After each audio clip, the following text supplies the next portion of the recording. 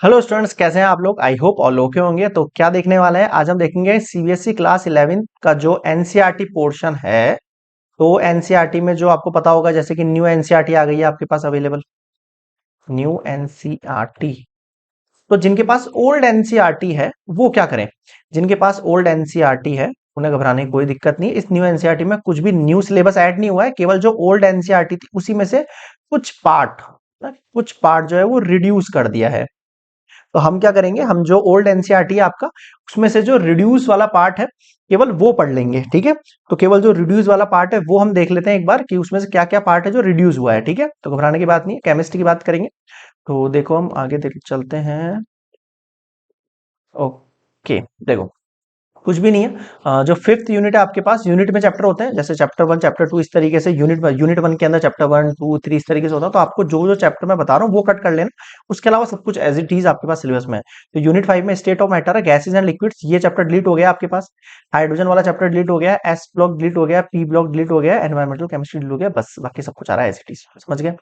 Marking scheme देख लो आप 2023-24 के हिसाब से कि जो फर्स्ट चैप्टर आपके पास वो 7 मार्क्स है, स्ट्रक्चर ऑफ एटम 9 है, क्लासिफिकेशन 6 है, केमिकल बॉन्डिंग 7 है। ये आप मेरे हिसाब से आप बुक खोल के बैठ जाओ एनसीईआरटी पुरानी वाली, उसमें ये चैप्टर जो कट है वो कट कर लो और ये मार्क्स लिख लो कि ये मार्क्स है। इन मार्क्स का जो है टोटल 70 मार्क्स का होगा, 30 मार्क्स का प्रैक्टिकल होगा। बताओ समझ में आ गया कि हाँ सर आ गया।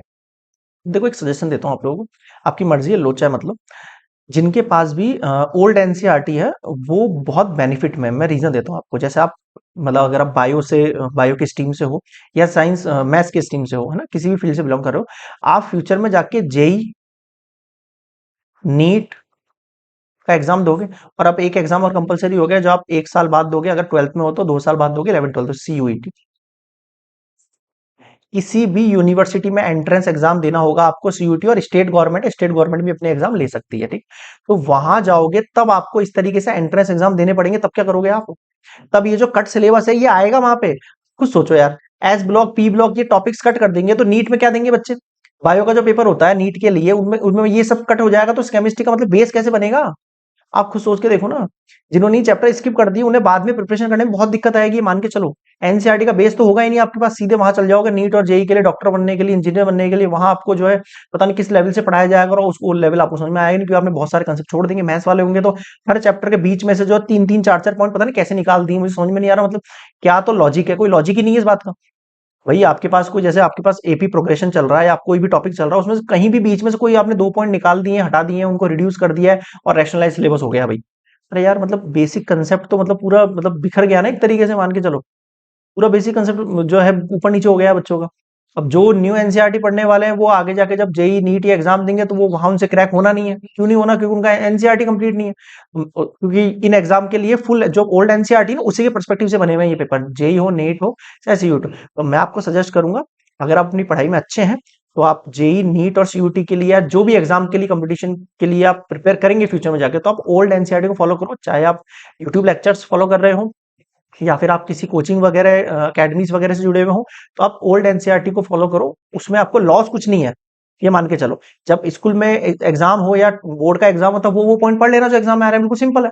पूरे साल भर बैठ के जो ओल्ड एनसीईआरटी पढ़ो आराम से, उसमें वो तो टॉपिक आ ही जाएंगे जो न्यू में है। तो आई सजेस्ट आप ओल्ड एनसीईआरटी बेस्ट है, पहले वो फॉलो करो आई थिंक, है ना। और जिनको ऐसा लग नहीं मुझे ज्यादा स्कोर स्कोर नहीं करना है, ठीक ठीक निकालना है अपन को, तो वो न्यू एनसीईआरटी फॉलो कर सकते हैं। ये टॉपिक से इनको कट कर लो ओल्ड एनसीईआरटी में और आराम से जो बचे हुए चैप्टर उनको पढ़ो और आराम से अच्छे नंबर लेके आओ। ठीक है, बट नंबर लाने से कुछ नहीं होने वाला है। अब जेई नीट एग्जाम वगैरह दोगे तो वहां आपको वहां एंट्रेंस एग्जाम में जो मार्क्स है वो इंपॉर्टेंट है, परसेंटेज इंपॉर्टेंट नहीं है। तो आई थिंक मेरा पर्सनल व्यू है ओल्ड एनसीईआरटी पढ़नी चाहिए कंप्लीटली। ठीक है, बीच में से कुछ टॉपिक्स हटाने से और इन सब से आप मतलब ऐसे कोई बहुत डेवलप नहीं हो जाओगे आप लोग, है ना। ये बात कौन समझाए कौन समझे, तो ये सबका अपना अपना पॉइंट्स है। मेरा जो पॉइंट है वो मैंने आपको बता दिया। ठीक है, तो आई थिंक समझ में आ गया होगा। और हाँ, अगर आपको ये चैप्टर्स वगैरह देखने में दिक्कत हो रही है तो डिस्क्रिप्शन बॉक्स के अंदर मैं आपको पीडीएफ प्रोवाइड करा दूंगा सारे के सारे सब्जेक्ट का। जो भी मैं लेक्चर आपको प्रोवाइड करा रहा हूँ, जो भी समझा रहा हूँ, तो आपको दिक्कत लगे तो आप उसको वहां से जो है डाउनलोड कर लेना, और सॉफ्ट कॉपी हार्ड कॉपी जो आपको अवेलेबल हो, जो आपको सही लगे वो आप बना लेना। आज के लिए इतना ही, मिलते हैं नेक्स्ट वीडियो में नेक्स्ट सब्जेक्ट के साथ। तब तक के लिए गुड बाय।